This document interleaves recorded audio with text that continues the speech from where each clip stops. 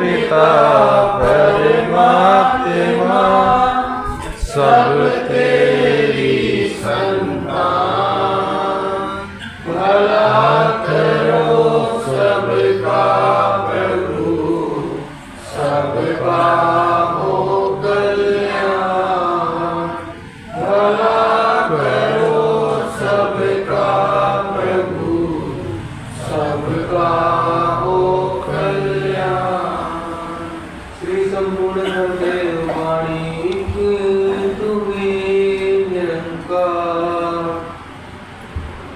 गफलत में सोए सोए भी तूने उम्र गुजारी है। गाफिल बंदे जाग जागिए, जागने की बारी है। अब की बार न जाग सका तो जाग नहीं फिर पाएगा। 84 के चक्कर में तू पसकर फिर रह जाएगा।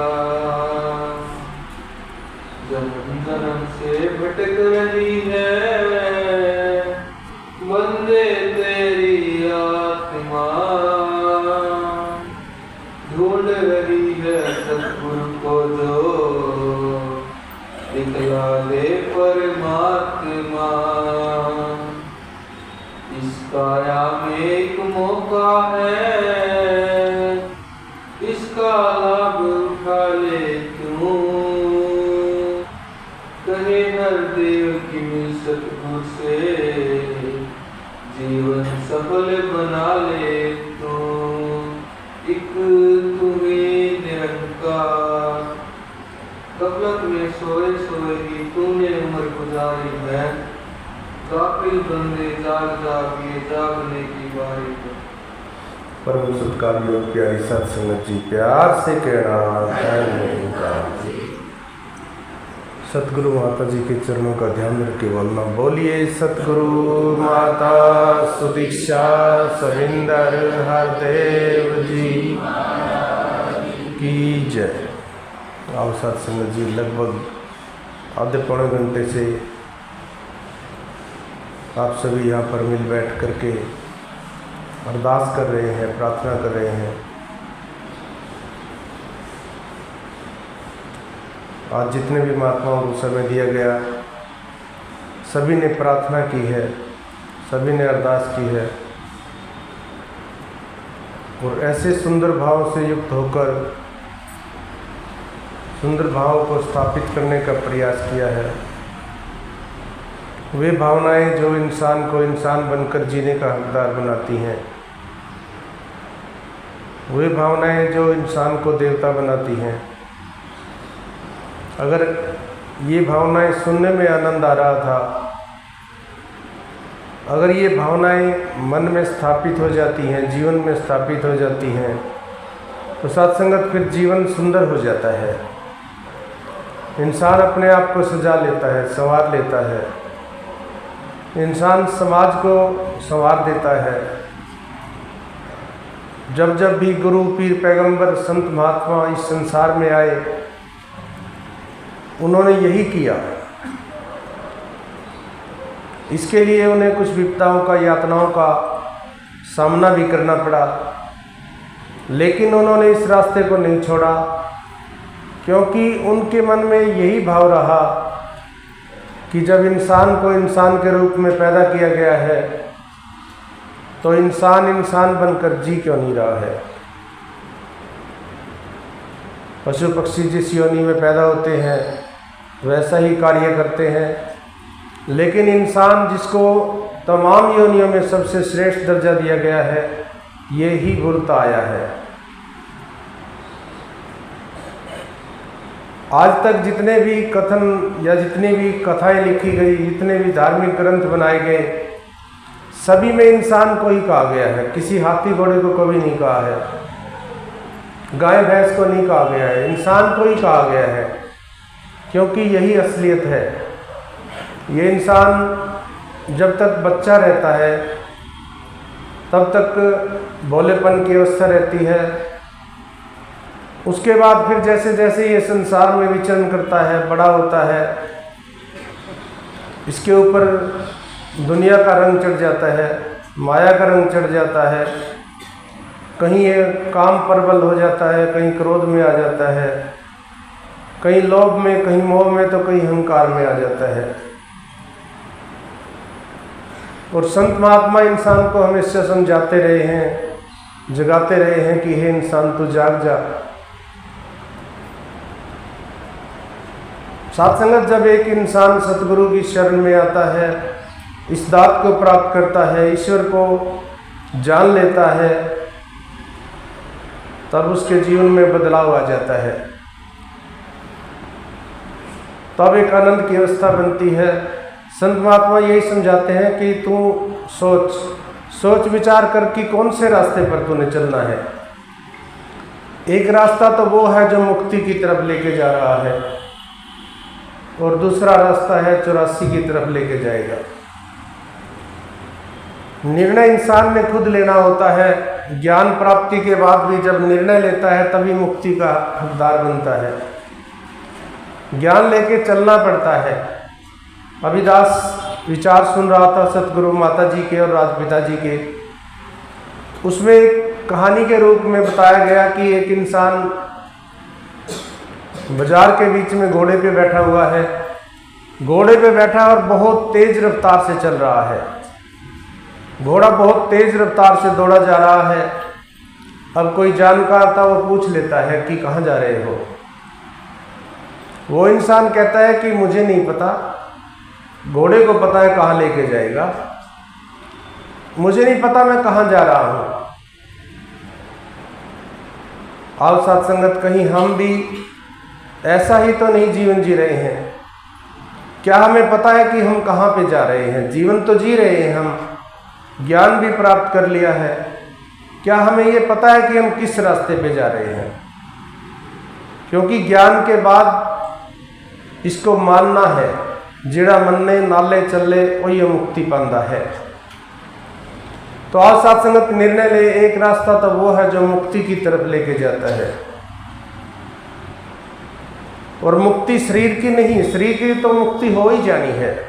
शरीर तो जन्म हुआ है तो मृत्यु हो जाएगी, शरीर तो मुक्त हो जाना है। बात है आत्मा की मुक्ति की। आत्मा कहाँ पे जाएगी? अगर जीते जी जीवन पर्यंत आखिरी श्वास तक इस एहसास में जीवन को जी रहे हैं तो मुक्ति संभव है, फिर आत्मा मुक्त हो जाएगी। और अगर ऐसा नहीं होता है तो साथ संगत फिर 84 में जाना ही जाना पड़ेगा, कोई नहीं रोक सकता है। एक और स्टोरी दास ने सुनी। एक गधा जंगल में रहता है और हाथी से कहता है कि मैं राजा हूं, अब जंगल का राजा मैं हूं। हाथी उसको समझाता है कि नहीं, जंगल का राजा तो शेर होता है, तुम राजा नहीं है जंगल का। अगले दिन फिर गए तो फिर गधा कहता है कि मैं जंगल का राजा हूं, शेर नहीं है। हाथी कहता है नहीं भाई, जंगल का राजा तो शेर होता है। बार बार ऐसा हुआ तो हाथी ने कहा कि तू ऐसा मत बोल, क्योंकि तुझे सजा हो जाएगी, ऐसा मत बोल तू। अब गधे ने उस रट को नहीं छोड़ा। हाथी ने राजा के पास जाके, शेर के पास जाके प्रार्थना की, अरदास लगाई, गुहार लगाई कि ऐसे ऐसे उस गधे के ऊपर मुकदमा चलाया जाए। अब मुकदमा चला, काफी तरह की बहस हुई। बहस के बाद हाथी ने कहा कि अब मुकदमा सुनाया जाए। शेर जो राजा है कहता है कि ठीक है, मैं फैसला सुनाता हूं। शेर ने क्या फैसला दिया? फैसला दिया कि हाथी को 6 महीने के लिए जेल में डाल दिया जाए। अब हाथी कहने लगा कि महाराज, मैंने तो इंसाफ के लिए आया था मैं यहाँ पे, क्योंकि गधा कह रहा था मुजरिम तो गधा है, जबकि सजा मुझे दी जा रही है, ऐसा क्यों हो रहा है। शेर राजा कहता है कि तुझे इतना भी अकल नहीं है कि किसके ऊपर समय बर्बाद करना है, किसकी बात को सुनना है। तूने खुद अपना समय वेस्ट किया पहले तो, चलो वो तो कोई बात नहीं, तूने अपना समय तो वेस्ट किया सो किया, तूने राजा का और राज दरबारियों का समय भी वेस्ट किया है। तो कहने का भाव क्या है, राजपिता जी ने कहा कि हमें ज्ञान की प्राप्ति हो गई है, तो अब हमें बात किसकी सुननी है, ये निर्णय हमने लेना है। तो सत्संगत ज्ञान हुआ है, चलना किस रास्ते पे है, बात किसकी सुननी है, बात किसकी माननी है, ये निर्णय हमें लेना है। ज्ञान लेकर ज्ञान का जिसने ना उपयोग किया, उसको लाभ मिला ना कोई, ना उसने आनंद लिया।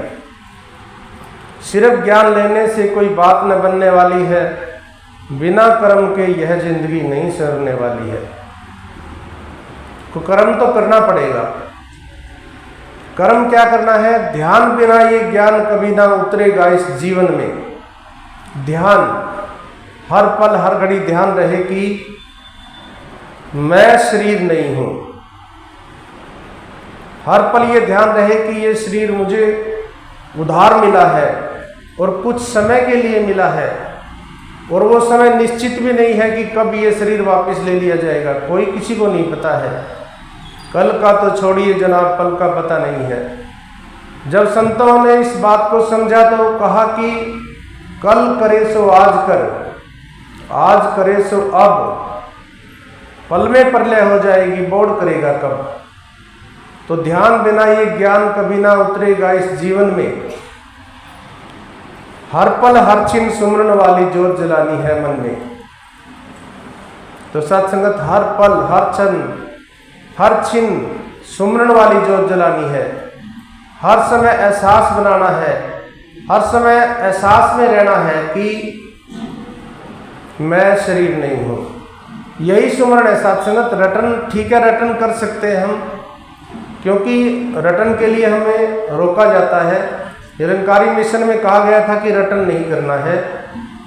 उसके पीछे कारण क्या था, उसके पीछे कारण यही था कि श्वास श्वास सिमरो गोविंद, यानी कि रोका इसलिए गया था कि एहसास में जीवन को जीना है। हर श्वास के साथ एहसास रहे कि ये शरीर सतगुरु का है, एहसास रहे कि तन मन धन मेरा नहीं है, एहसास रहे कि तन मन धन मैं नहीं हूं। क्योंकि दुखी क्यों होते हैं, कोई तन दुखी, कोई मन दुखी, कोई धन से रहे उदास, थोड़े थोड़े सब दुखी, सुखी राम का दास। जिसने राम को सौंप दिया अपने आप को, जिसने अपने आप को परमात्मा को सौंप दिया है, जिसने अपनी बागडोर परमात्मा के हाथ में सौंप दी है, तो सत्संगत उसकी विजय निश्चित है। आप इतिहास उठा के देख लीजिए, युद्ध का समय है, दुर्योधन गए भगवान श्री कृष्ण के पास सहायता मांगने के लिए, और दूसरी तरफ अर्जुन भी गया सहायता मांगने के लिए। भगवान कृष्ण ने शर्त रखी कि एक तरफ तो मेरी सेना है और एक तरफ मैं हूं, और मैं निहत्था हूं, मैं हथियार नहीं उठाऊंगा, तो जीत किसकी हुई। विचार करें साथ समझिए, जिसने भी इस बागडोर को, जिसने मैं को मिटा के इस ज्ञान के बाद सतगुरु की शरण में आ जाता है, तो सत्संगत उसकी जीत निश्चित है। और सत्संगत ध्यान बिना ये ज्ञान कभी ना उतरेगा इस जीवन में। हर पल हर छिन सुमरन वाली जोत जलानी है मन में। ऊपर ऊपर तैरने वाला हासिल क्या कर पाएगा, गहराई में जाने वाला मोती चुन कर लाएगा। ये निर्णय सत्संगत इंसान ने खुद लेना होता है। ऊपर ऊपर तैरना है तो भी सत्संगत तैर सकते हैं, और गहराई में जाना है तो सत्संगत वो सत्संग सेवा और सुमरण के द्वारा हो सकता है। आज समय है सत्संग सेवा और सुमरण करने का। अभी वचन आ रहा था कि एक बीज डालने का समय होता है। जब किसान समय पे बीज डालता है तो सत्संगत वो बीज प्रफुल्लित होता है, कई गुना होता है। तो जब जब भी सेवा की है सत्संगत जी, चाहे तन से सेवा की जाती है या मन से करते हैं, धन से करते हैं, तो सत्संगत जब बीज डाल दिया है, किसान बीज डालता है और कई गुना होके आता है, तो ऊपर ऊपर तैरने वाला हासिल क्या कर पाएगा, गहराई में जाने वाला मोती चुन कर लाएगा। मुक्ति का हकदार वही है जो जन इसको जीता है, कई हर देव विष को तज के नाम का अमृत पीता है। तो सत्संगत ज्ञान मिला है जीने के लिए, लेकिन सत्संगत संसार है, माया है, दुनिया है, संसार में चारों तरफ ही माया का बोलबाला है। ये घड़ी परीक्षा की होती है, इंसान के लिए यही तो घड़ी परीक्षा की है, क्योंकि यहाँ तो एक इंसान भगत बन जाता है, सत्संग स्थल पे आके एक इंसान भगत के रूप में अपने आप को दर्शा देता है कि मैं भगत हूँ। उस समय सत्संग जी जीवन में नम्रता भी दिखाता है, झुका हुआ भी है, लेकिन क्या उस समय झुक जाता है जब एक समय आता है, एक वक्त आता है और वो बिना बुलाए आ जाता है। अब क्रोध को बुलाया नहीं जाता है। क्रोध जब आता है तो मैंने तो नहीं बुलाया उस क्रोध को, मेरे शरीर के अंदर जब क्रोध आया है वो मैंने नहीं बुलाया, तो वो क्यों आया है? यानी कि मेरे अंदर कोई दूसरा है जो मुझे प्रेरित कर रहा है लड़ाई करने के लिए, झगड़ा करने के लिए। कोई तो है जो मुझे उकसा रहा है, मैंने तो क्रोध को बुलाया नहीं। कोई ऐसा वचन, कोई ऐसी बात आती है, वो क्रोध स्वयं आ जाता है, लेकिन संत महात्मा उस क्रोध के ऊपर विजय प्राप्त करता है। उस पल, एक घड़ी, एक पल होता है, उस पल के अंदर उस क्रोध के ऊपर विजय प्राप्त करके उस समय को निकल जाता है, निकाल देता है। एक पल की बात होती है, संभाल लेता है वो संत है, जो नहीं संभालता है तो सत्संगत फिर वो उस अवस्था से ही दूर हो जाता है। वो जो अवस्था है वो हाथों से निकल जाती है और फिर आसपास में, संसार में एक दृष्टि बदल जाती है कि ये संत नहीं है। और सत्संगत कृपा करो ऐसा जीवन हम जी पाए, इस ज्ञान को प्राप्त करने के बाद उस पल को, उस घड़ी को हम संभाल पाए। रहमत करो सत्संग जी।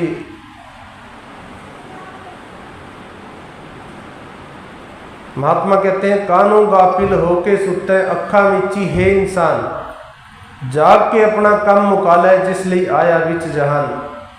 ए वेला फिर हाथ नहीं आना, तू पछतावेगा अनजान। इस दुनिया के अंदर बंदे 4 दिनों का तू मेहमान। मानुष जन्म अमोलक पाया, इसका मिलना नहीं आसान। मात गर्भ चों बाहर आके भूल गया है तू भगवान। अपने आप तो तू ना वाकिफ, कहते हैं कि तू अपने आप को जानता नहीं है। सतगुरु कोल्लू कर पहचान। सत्संगत अपने आप को हम जानते नहीं हैं। अपने आप को इंसान क्या मानता है कि मैं शरीर हूं, मैं केवल शरीर हूं। अब शरीर 5 चीजों से बना हुआ है, मिट्टी, आग, पानी, वायु, आकाश। जब हम इस शरीर को छोड़ेंगे, या यूं कहें कि जब इस शरीर से आत्मा निकल जाएगी, तो 5 के 5 तत्व पांचों में विलीन हो जाएंगे। मिट्टी मिट्टी में चली जाती है, पानी पानी में चला गया, 5 के 5 विलीन हो गए, 5 तत्व। अब जो आत्मा है जो इस शरीर से निकली है, वो कहाँ जाएगी? आत्मा कहाँ जाएगी? अगर जीते जी आत्मा आत्मा के अंदर गुण आ जाएंगे। शरीर में जब आत्मा है, अगर जीते जी आत्मा के अंदर परमात्मा वाले गुण भर जाते हैं, आत्मा अपने आप को जान जाती है, आत्मा अपने आप को एहसास में ले आती है, हर पल हर घड़ी, उठते बैठते सोते जागते, तो सत्संगत आत्मा परमात्मा बन जाएगी। आत्मा परमात्मा हो गई, यानी मोक्ष मिल गया, मुक्ति मिल गई। जैसे एक घड़ा पानी का भरा हुआ है, एक गिलास भर लिया उसमें से, अब गिलास अलग है, मटका अलग है। उस गिलास के पानी को मटके के अंदर मिला दिया जाए तो दोनों एक हो गए। इसी प्रकार से ये शरीर मटका है, शरीर मटके रूपी बर्तन है, चारों तरफ पानी है। चुगर्द हमारे रामकार दुख लगे ना भाई, चारों तरफ परमात्मा है। अगर इस एहसास में आ जाते हैं तो आत्मा इस मटके से निकलेगी और इसमें समा जाएगी। ये है पूर्णता। लेकिन ये पूर्णता मरने के बाद की गारंटी नहीं है, क्योंकि जीते जी तो मैं दुखी हूँ, जीते जी तो मैं एहसास में नहीं हूँ, जीते जी तो मैं एक काम क्रोध लोभ मोह अहंकार मुझ पे हावी है, जीते जी तो मुझे कोई एक आंख से सुहाता नहीं है और मैं ये समझूं कि मरने के बाद मैं मुक्त हो जाऊंगा क्योंकि मैंने ज्ञान की प्राप्ति की है। नहीं सत्संगत, ज्ञान प्राप्त नहीं किया है, ज्ञान को केवल जाना है, पाया नहीं है। भक्ति लोकी अजय न समझे, रबनु पाना भक्ति है। जानना अलग बात है, हमने जान लिया, हमने केवल जान लिया कि ये परमात्मा है। परमात्मा है, ये शस्त्र से नहीं कटता है, ये अग्नि से जलता नहीं है, मिट्टी से मैला नहीं होता, हवा इसको उड़ा सुखा नहीं सकती है, अजन्म है, अडोल है, सर्वव्यापक है। ये जानकारी है, अभी जाना है, पाया नहीं। पाना कैसे है? इसके जैसा हो जाए, जीते जी इसके जैसी अवस्था हो जाए, जीते जी एक हो गए। कबीर जी की जब अवस्था बनी तो कहा कि अब तो जाए चढ़े सिंहासन, मिलबो सारंग पानी, राम कबीरा एक भयो हो कोई न सके पहचानी। यानी राम और कबीर एक हो गए। सत्संगत कमी जिसमें होती है बदलाव उसी में आते हैं। ये निरंकार पूर्ण है, इसमें कोई कमी नहीं है। कमी किसमें है? मुझ में कमी है, कमी इंसान में है, तो बदलाव भी सत्संगत जी मुझे ही अपने आप में करना पड़ेगा। तो ऊपर ऊपर तैरने वाला हासिल क्या कर पाएगा? गहराई में जाने वाला मोती चुन कर लाएगा। और सत्संगत आज के समय में सत्संगत हम अर्जुन के रूप में है धरती पर, और सतगुरु माता जी साकार सतगुरु साकार राम के रूप में है। अब अगर हम इतिहास की बात देखते हैं, उस समय इतिहास के अंदर बहुत से लोग थे, राम के समय में भी बहुत से लोग थे, तो नाम किसका आया है? हनुमान जी का नाम लिया जा रहा है। संसार तो बहुत बड़ा था उस समय भी, दुनिया तो बहुत थी, सृष्टि तो यूं की यूं ही चलती आई है, तो नाम किसका आएगा? जो बात को मान लेंगे, जेड़ा मनने नाले चाहिए चले वही मुक्ति पाता है। जो मान लेता है और चल पड़ता है तो मुक्त हो जाता है। और सत्संगत कृपा करो, रहमत बख्शिश करो। इस संसार में हम रहते हैं और माया है, माया भ्रमित करती है सत्संगत जी, क्योंकि माया का काम ही भ्रमित करना है। अब माया जो है ये परमात्मा की बनाई हुई है। परमात्मा खुद इतना ताकतवर है, ये समर्थ है, ये सब कुछ कर सकता है, तो इसकी बनाई हुई चीज कोई कम नहीं है। वो भी वो बहुत शक्तिमान है, बहुत ताकतवर है। इस माया ने तो सत्संगत देवी देवताओं को भी भ्रमित किया। आप देख लीजिए इतिहास के अंदर, इतिहास में सत्संगत हमने एक कथा में देखा कि जब भगवान राम विलाप कर रहे हैं, सीता का हरण होता है, पेड़ों से पूछ रहे हैं कि तुमने सीता को देखा है, पक्षियों से पूछ रहे हैं। उस सीन को देख के माता पार्वती जो उस समय सती के रूप में थी, आकाश मार्ग से जा रहे थे भगवान शंकर और माता पार्वती, तो माता पार्वती भगवान शंकर से कहती है कि आप तो कहते हैं कि ये तीन लोक का मालिक है, ये अंतर्यामी है, ये स्वयंभू है, लेकिन ये तो एक इंसान से भी कम जो एक दृश्य नजर आ रहे हैं, तो इंसान भी नहीं करता ऐसा। तो माता पार्वती भ्रमित हो जाते हैं। उन्होंने सीता माता का रूप बनाया परीक्षा लेने के लिए। कि मैं देखूं ये राम कुछ जानते भी हैं कि नहीं जानते। तो साथ संगत भगवान राम तो उस समय अंतर्यामी थे और माया का पर्दा लेकर अवतरित हुए थे। पहचान गए और कहने लगे कि हे माते, आज आप अकेले कैसे हैं, भगवान शंकर को कहाँ छोड़ आई। तो साथ संगत जी उस समय कहते हैं कि भगवान शंकर ने माता सीता को त्याग दिया। भगवान शंकर ने माता सती को, पार्वती के जो है, उनको त्याग कर दिया कि तूने आज मेरी माँ का रूप धारण कर लिया है, इसलिए मैं तुझे अर्धांगिनी के रूप में नहीं रख सकता, त्याग कर दिया। तो साथ संगत कहने का भाव क्या है, माया तो प्रबल है, माया प्रबल है, ये बड़े बड़े संतों को भी हिला के रख देती है।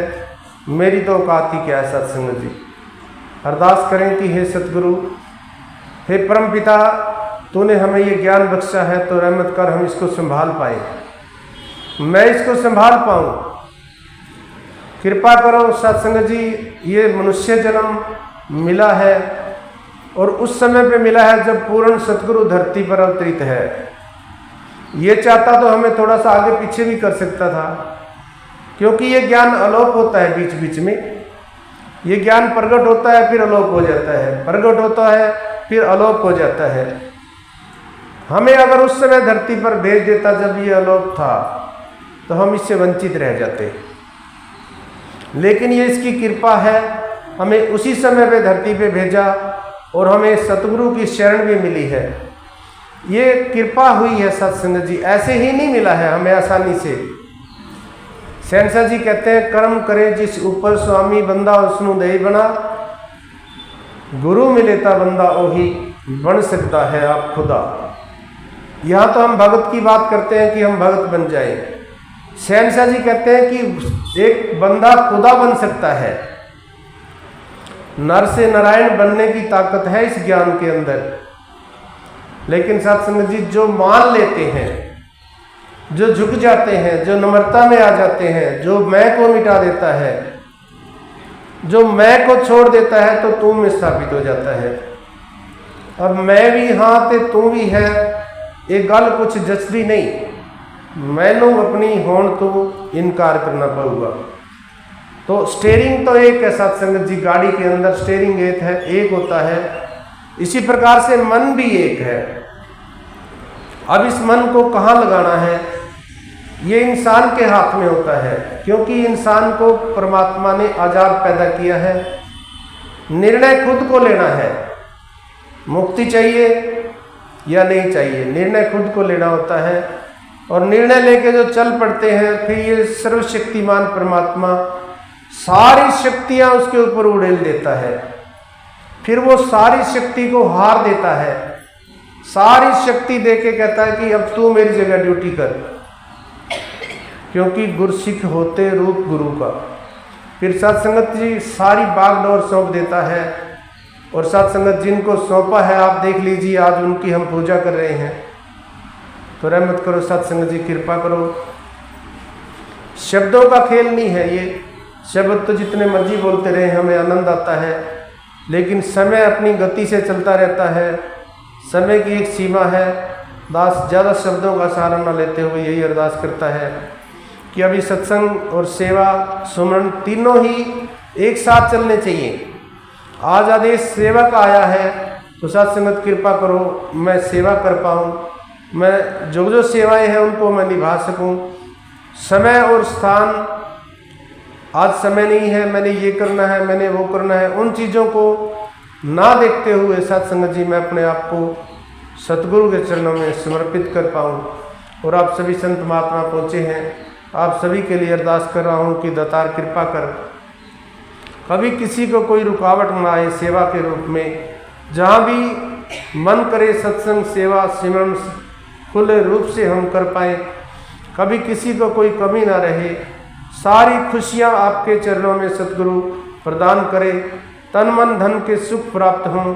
और जिन महात्माओं ने ये सेवा में आज सहयोग किया है, सभी को सभी प्रकार की खुशियाँ मिले, आनंद मिले। सत्संग जी प्यार से कहना है।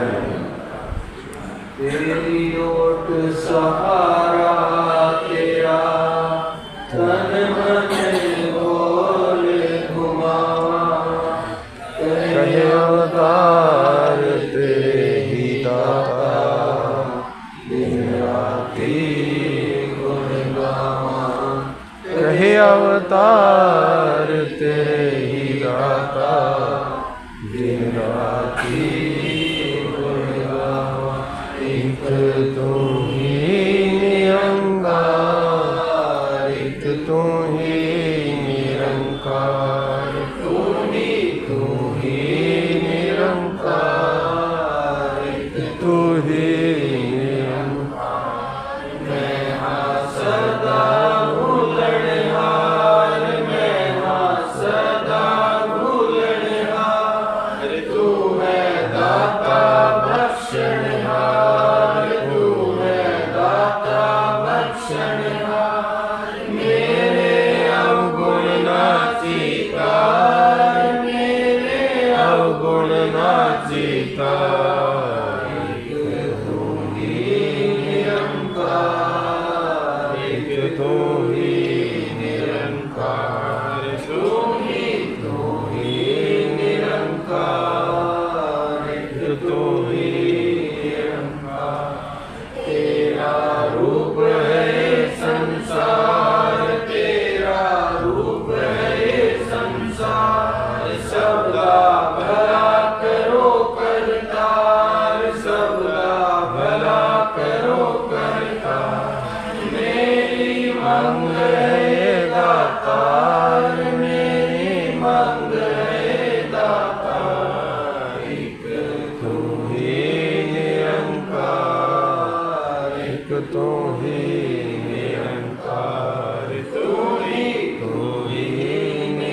निरंकार एक तू ही निरंकार मेरा डोले ना इतबार मेरा डोले ना इतबार बख्शो श्रद्धा भक्ति प्यार बख्शो श्रद्धा भक्ति प्यार करा मैं संतां दा सत्कार करा मैं संतां दा सत्कार एक तू ही निरंकार एक तू ही निरंकार तू ही